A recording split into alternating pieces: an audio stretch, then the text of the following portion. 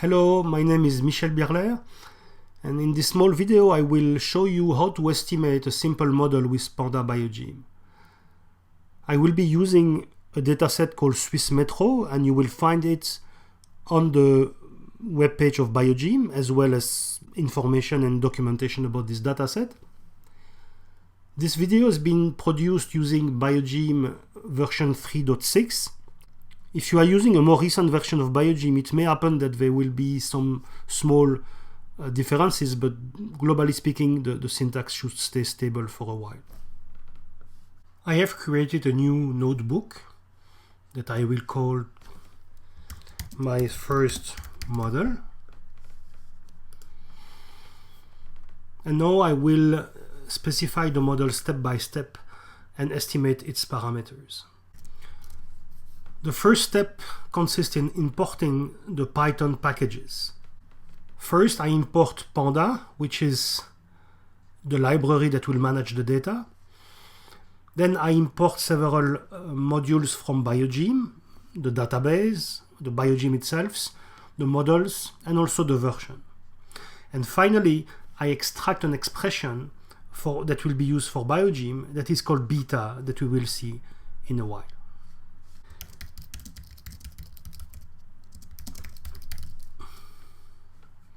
The first thing I do is to check the version of Biogeme.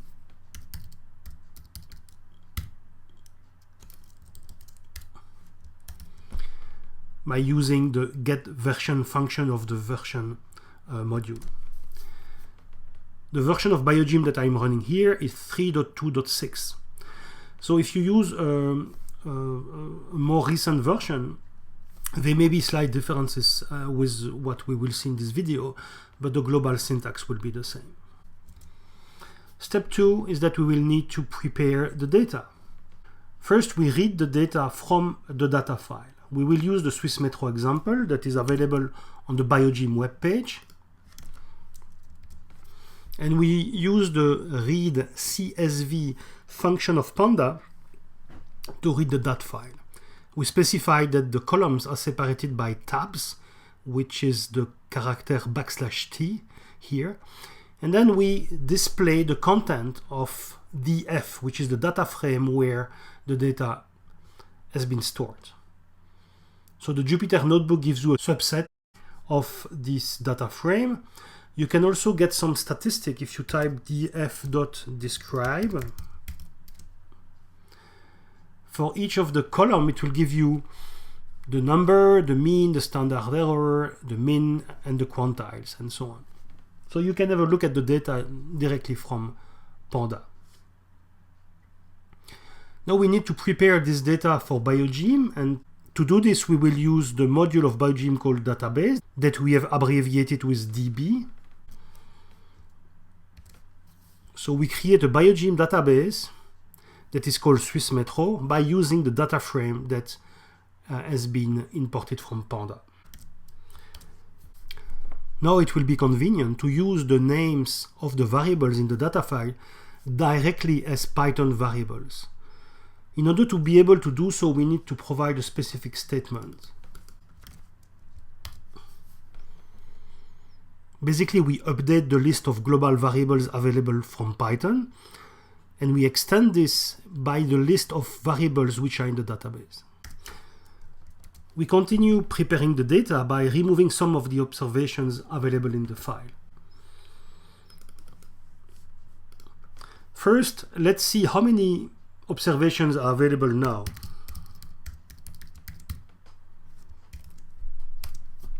$10,728. And now I want to exclude some of these observations. I want to exclude those for which the trip purpose is different from 1.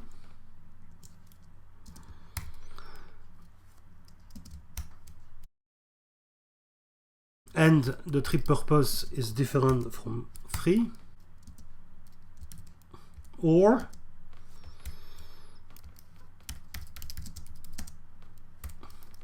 the choice is equal to 0. And if this expression is strictly greater than 0, I exclude the observation. So some comments about this syntax. Biogeme is considering Boolean values as 0 and 1s. Okay, so if purpose is different from 1, the value of this quantity will be 1. If not, it will be 0. Same thing for purpose different from 3, so it will be 0 or 1. And then the product of the two will be 1 only if both are equal to 1. So it acts like a AND.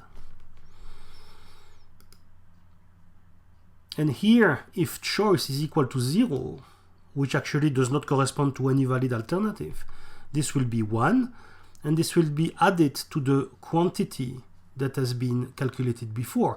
So irrespectively of the value of that quantity, the value of exclude will be greater than 0 if choice is equal to 0. So the plus is acting like a OR.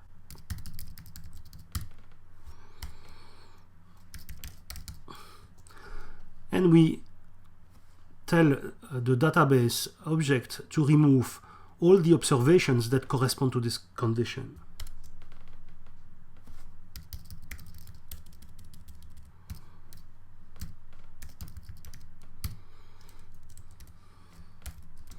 Now if we calculate the new sample size after having removed these observations, we are reaching a total of 6,768 observations. Okay, so now the data are prepared. We are ready to specify the model.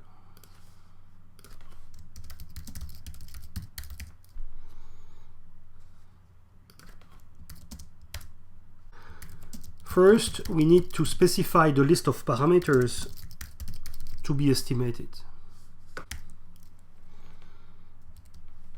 In this example, we have 5 parameters to be estimated, and you see here that we are using the function beta that we have imported in the beginning. So beta is a specific function from Biogeme that defines a parameter to be estimated. It accepts 5 parameters. The first one is the name that will be used in the reporting of Biogeme. I strongly advise you to use exactly the same name for the Python variable that will be used later on in the utility function. The second parameter is the default value that will be used as a starting point for the estimation. If you don't know what to put 0. The next 2 parameters are the lower bound and upper bound that you want to set on the parameter. If you don't want to set any bound, you write none instead, like in this example. And the last parameter is a parameter that can take the value 0 or 1. If it is 0, the parameter will be estimated from data. If it is 1, like in this example for the ASCSM, Biogeme will not modify the value. It will use the value that you have decided here and keep it to that value during the estimation. It will not modify it.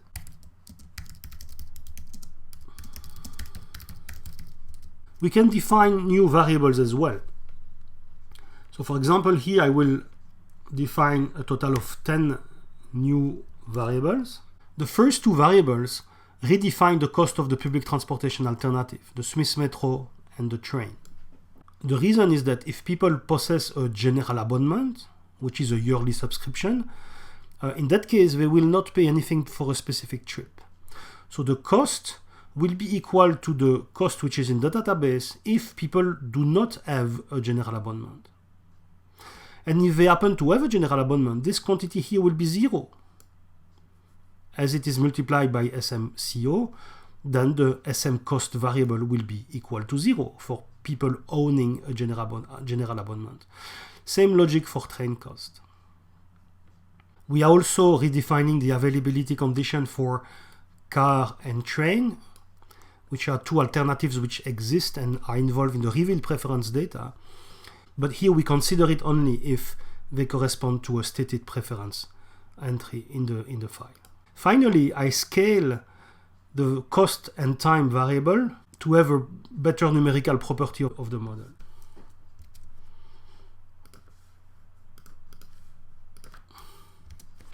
Now that I have defined the parameters and the variables, I'm now ready to specify the utility functions.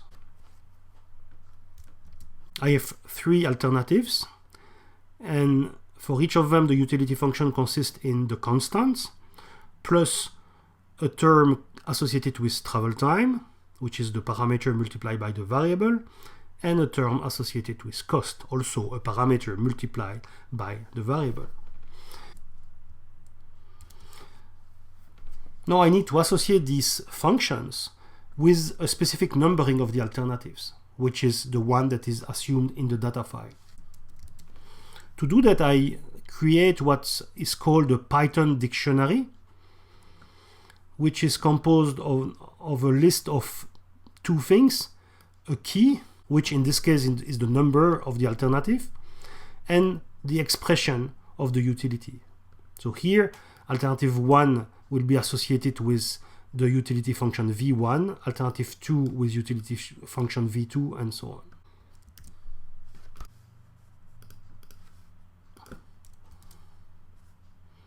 Now I'm doing the same for the availability conditions.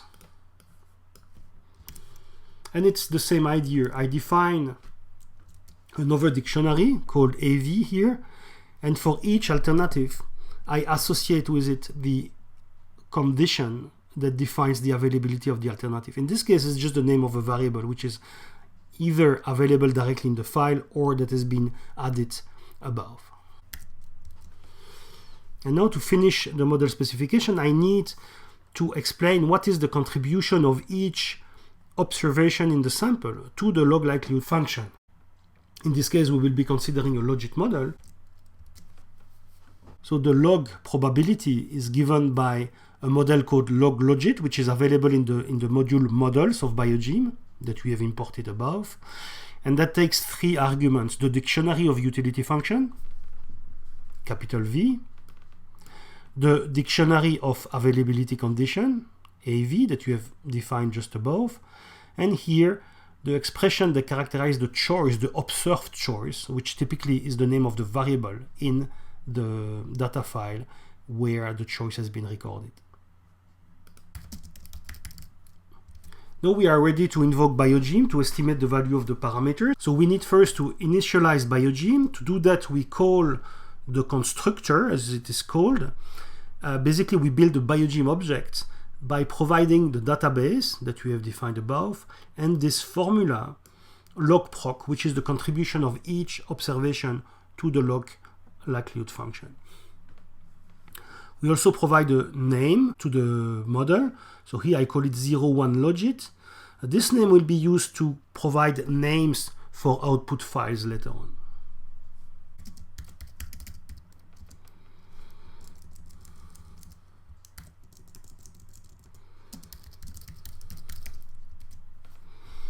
To run the estimation, we just need to call the function estimate of BioGeme and store the results in a variable. Here I call this variable results.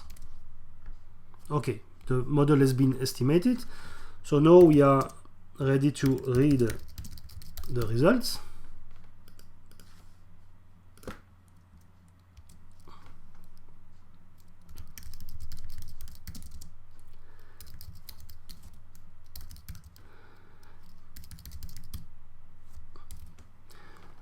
One way is to get the estimated parameters using this function, and it will be exported in a Panda format. So this is the Panda table that is the output of the estimator. We have the four parameters that we have asked BioGeme to estimate. Remember, one of them was not estimated because we have put the last parameter to 1. And we have here several informations. The first column is the estimated value of the parameter. The second one is the standard error calculated using the Rao-Kramer bound.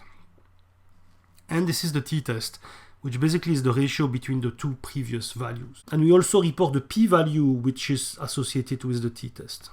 So these two columns contain the same information presented in a different way. Now we report the same three quantities, standard errors, t-test, and p-value, but calculate it not with the Rao-Kramer bound anymore, but with the robust estimator of the variance-covariance matrix of the estimator. There are more information available in the results, so we can print the results to get more information. And we obtain a list of additional information like the number of estimated parameters, the sample size, the number of data that have been excluded, the initial log likelihood value, and so on. So a lot of useful information about the estimation. Unfortunately, the formatting is not really nice, so this is why Biogeme is also producing a file called 01logit.html that contains all the estimation results in a nicer way that helps you to understand better the estimation results. Here is the file that has been produced by Biogeme. So it contains a preamble with various information. So this is the name of the file, 01logit.html, and this is the name of the database. Then the estimation report contains the information that I've showed you before, but as I said, in a way which is better organized and easier to read. Next, you have a table containing the estimated parameters, which basically contain the same information as we have seen before in the notebook. So we have the value, standard error, t-test, and p-value for the Rao-Kramer estimate of the variance-covariance matrix, and the same with the robust estimate of the variance-covariance matrix. And finally, the report contains also the information about the correlation between coefficients. So for each pair of coefficients, you have a row in this table, and the covariance is reported, the correlation, then the t-test to test the assumption, the hypothesis that the two coefficients are equal, and the corresponding p-value. These informations are calculated using the Rao-Kramer bound, and then they are reported again using the robust estimate of the variance-covariance matrix. Finally, Biogeme reports the smallest and the largest eigenvalue of the second derivative matrix of the log likelihood function. Basically, this is very useful to detect possible misspecification of the model. And the condition number is simply the ratio between the largest and the smallest eigenvalue. If you go on the biogeme.epfl.ch webpage, you will find many more examples of models that you can estimate. There is a tag examples here, where you will find a list of models. So the first one is the one that we have just seen together. If you click on it, you have access to the Python code. And you have also the HTML containing the results, which is available here. You can also load these models directly into a Jupyter notebook. For example, there is a free Jupyter notebook accessible at Binder.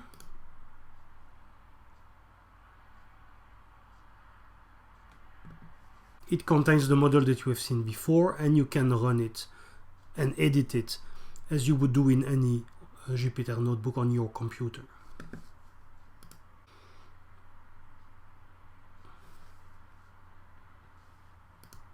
The webpage contains also some documentation in terms of technical reports that you can access from the tag documentation here. One is about a short introduction to PandasBiogeme, so it contains a little bit more details than the one available in this video. The second one explains how to calculate indicators, so it's beyond the estimation of the model. One is about Monte Carlo integration, and one is about choice models with latent variables. So have fun with PandasBiogeme. I hope that you will enjoy it.